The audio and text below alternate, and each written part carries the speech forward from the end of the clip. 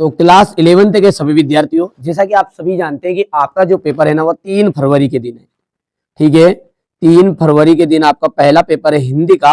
और यदि आप चाहते हैं कि इसमें आपको अच्छा स्कोर कर पाए तो मैं जो चीजें बता रहा हूँ ना उनको आप बड़े धैर्य से और शांति से सॉल्यूशन के साथ समझ लीजिए।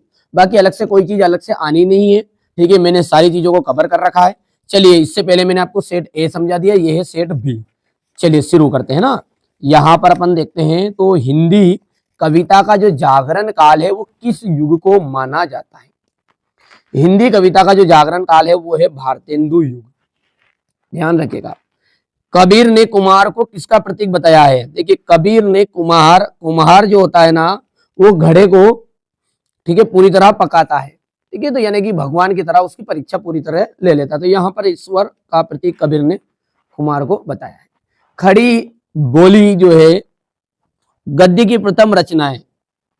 तो गोरा बादल की जो कथा है वो सबसे पहली रचना है किसमें? खड़ी बोली में। ठीक है, बेबी हलदार साहब जो थे वो घर के मालिक को किस नाम से पुकारती थी? बेबी हलदार घर के मालिक को किस नाम से पुकारती थी?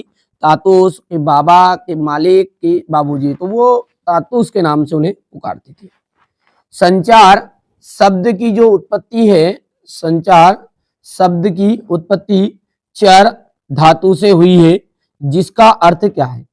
संचार का मतलब होता है चलना। क्या था? संचार मतलब चलना। झोला है, क्या है? झोला आपका तत्सम शब्द है, विदेशी शब्द है, तद्भव शब्द है, तो तद्भव। अब है रिक्तिस्तान। 6 रिक्तिस्तान आपके आने वाले हैं। आदिवासियों में रिक्तिस्तान पीने की बुरी लत बढ़ती जा रही है। देखिए, उनमें शराब जो पीने की है ना वो बुरी लत बढ़ती जा रही है, शराब पीने की। कवि पास का जो पूरा नाम है वो क्या था? कवि पास का पूरा नाम है अवतार सिंह संधू पास। अवतार सिंह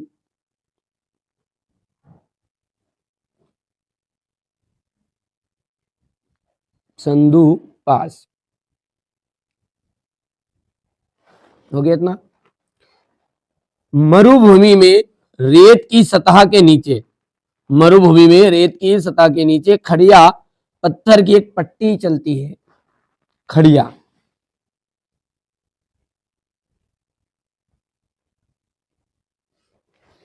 डिकोडिंग जो है, डिकोडिंग किसकी उल्टी प्रक्रिया है? तो एनकोडिंग की।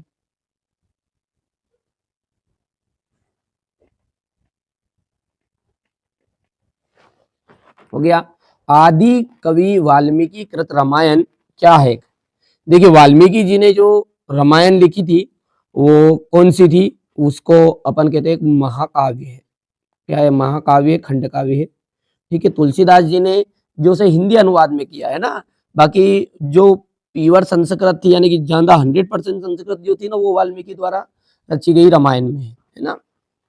अपन कहेंगे सही जोड़ी की बात करते हैं तो हे भूख मत मचल, हे भूख मत मचल ये किसकी रचना हो जाएगी? तो अक्क महादेवी की।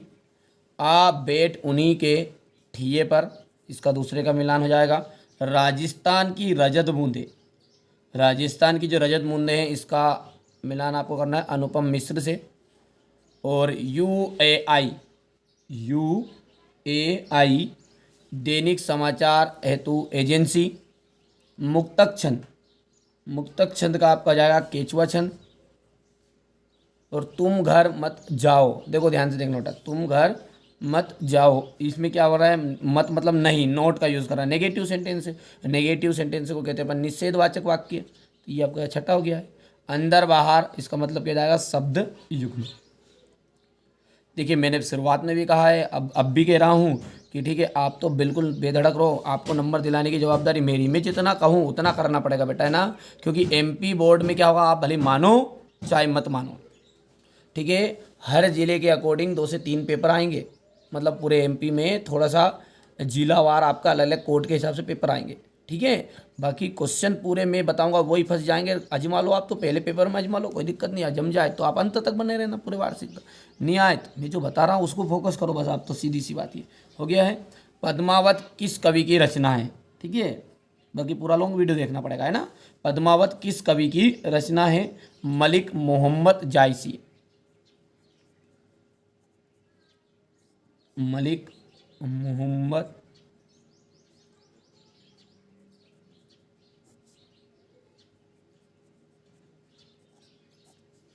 मोहम्मद जायसी की। माली दौड़ा दौड़ा किसके पास आया? चपरासी के पास आया। किसके पास आया? चपरासी के पास। अजंता की दीवारों पर बने चित्रों को किसने बनाया? बौद्ध भिक्षुओं ने।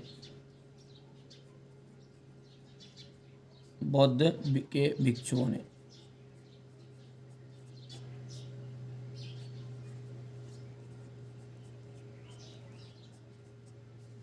अजंता की दीवारों पर बने चित्रों को किसने बनाया? तो बौद्ध भिक्षुओं ने। भारत का पहला समाचार वाचक किसे माना जाता है? देखिए भैया, पहले कौन चलता था समाचार वाचक में? नारद मुनि। नारद मुनि जी को। किस कवि की पहचान एक बिंबधर्मी कवि के रूप में करते हैं? कौन से कवि की पहचान होती है बिंबधर्मी कवि के रूप में? शमशेर सिंह बहादुर। शमशेर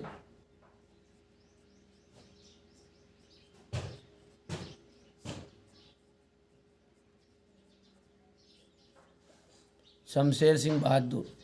जहां कारण के होने पर भी कार्य ना हो, जहां कारण है फिर भी कार्य नहीं हो रहा है, वहां पे कौन सा अलंकार होगा? वहां होगा विशेषोक्ति अलंकार। विशेषोक्ति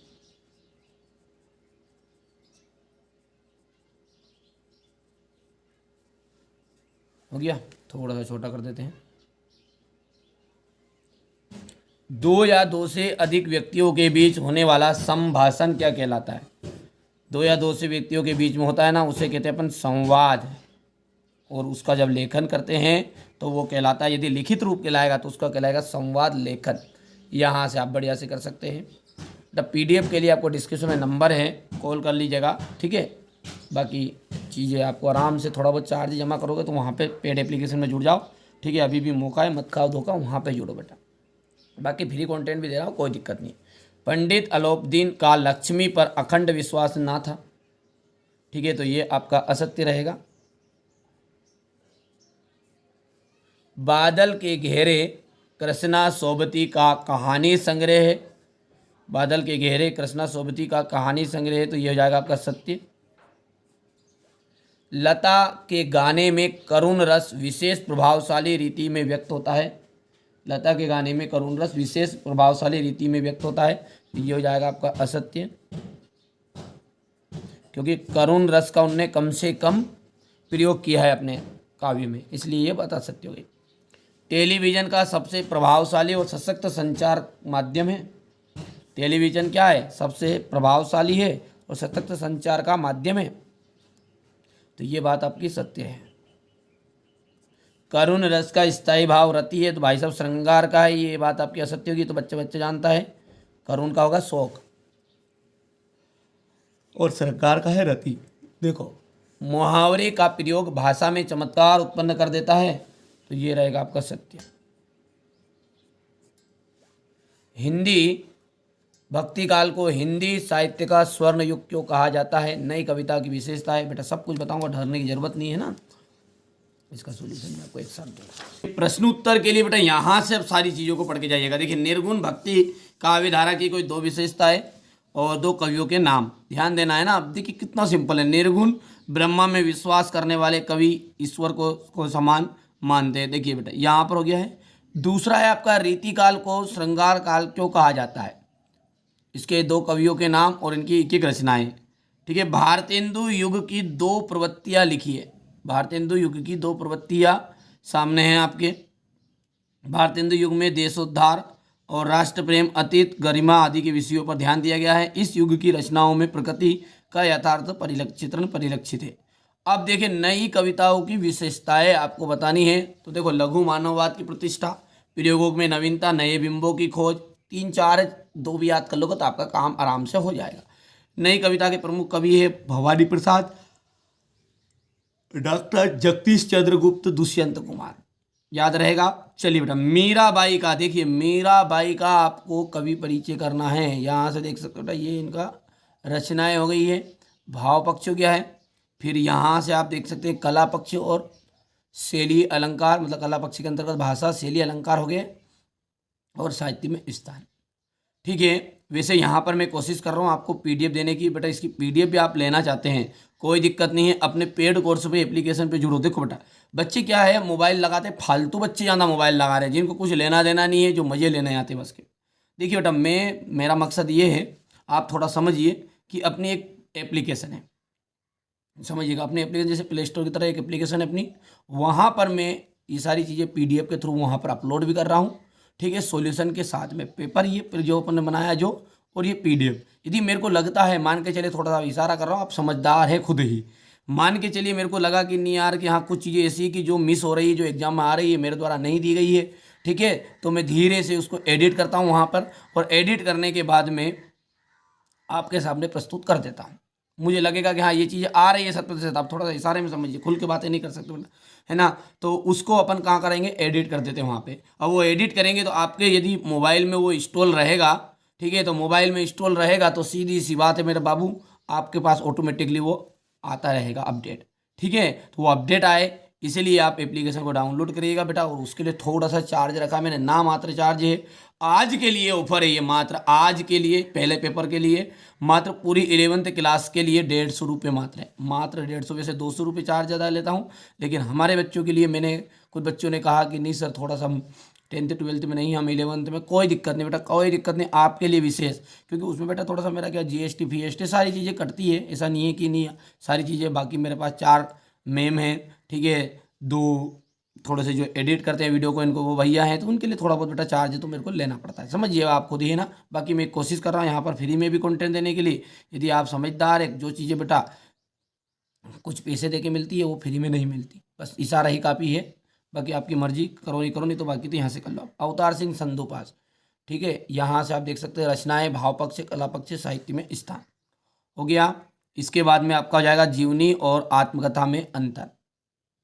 चलिए यहाँ से देख सकते हैं अपन आराम से बढ़िया से, नाटक और एकांकी में अंतर, संशय स्मरण और रेखा चित्र में अंतर हो गया। भारतेंदु, भारतेंदु युग की विशेषताएं, ये देखिएगा, 2 करनी बेटा, 2 नंबर का आता है ना। शुल्क तर युग की कोई 4 विशेषता की जगह पर कितनी करनी, आपको 2 विशेषताएं करनी है। कहानी और उपन्यास में अंतर आपका देख सकते हैं यहाँ पर। कृष्णा सोबती का लेखक परिचय, ठीक है, कृष्णा सोबती का लेखक परिचय, ये हो गया आपका, साहित्य में स्थान नहीं। ठीक है, सत्यजीत राय, यदि अपन देख सकते हैं सत्यजीत राय का यहाँ पर रचनाएं, भाषा, शैली, साहित्य में स्थान। चाहे तो आप एग्जाम हाल से आने के बाद इसमें से जो पीडीएफ बता रहा हूँ ना, यहाँ से बेटा मिलान कर लीजिएगा। हाँ ठीक है, कोई दिक्कत नहीं है, आप तो निश्चिंत रहो। बाल मुकुंद गुप्त का लेखक परिचय हो गया। वो कितना सिंपल है यार, देखो कितनी लाइन में है, बस इतना सा खत्म। मन्नू भंडारी का, तो मन्नू भंडारी में बेटा अपनी देखो एमपी बोर्ड में यहाँ से आता है, मन्नू भंडारी के लिए रचना और भाषा शैली और साहित्य में स्थान। चलिए अब प्रबंध काव्य और मुक्त काव्य में अंतर हो गया। महाकाव्य और खंड काव्य में अंतर देख सकते हैं आप, थोड़ा सा 2-3 करने केवल, ये तो याद भी है बच्चों को, 10th क्लास में पढ़ा आपने। चलिए हास्य रस की परिभाषा उदाहरण सहित, हास्य रस की जो परिभाषा है वो उदाहरण सहित। वीर रस का को उधर की परिभाषा उदाहरण सहित आ जाएगी आपकी। रौद्र रस, अद्भुत रस हो गया। वक्रोक्ति अलंकार की परिभाषा उदाहरण सहित बतानी है आपको। श्लेष, ठीक है, ये हो गया इतना। रोला छंद देख सकते हैं आप, रोला छंद आ जाएगा। रोला छंद के बाद में मुक्तक तो नहीं करना है ना बेटा, जिन पे निशान लगे वो करना है ना, वो तो प्रसाद गुण की पंक्तियाँ लिखनी है आपको। इसके बाद में अभिधा व्यंजना शब्द शक्ति को उदाहरण सहित परिभाषित कीजिए। शब्द युग्म किसे कहते हैं, उदाहरण सहित इसकी परिभाषा देनी है आपको। ये हो गया इतना। चलिए इसके बाद में हो जाएगा ये, यहाँ पर 2 प्रश्न यहाँ पर है आपके, ये तो कुछ काम का नहीं है। यहाँ से देखिए, मुहावरे और लोकोक्ति में अंतर, ठीक है बेटा। राष्ट्रभाषा और राजभाषा में तो देखो 22, 23, 24 समझ लीजिए आप खुद ही अब ना। ये तो आपका सार लेखन और भाव पल्लवन में अंतर 22 में आ गया था। साहित्य समाज का दर्पण है, ये आपको क्या करना है, इसके ऊपर थोड़ा सा भाव विस्तार लिखना रहता है। तो देखो ये भाव विस्तार के लिए, बेटा भाव विस्तार तो इम्पोर्टेंट मैं बता सकता, कहीं से भी पूछ लेता वो है ना।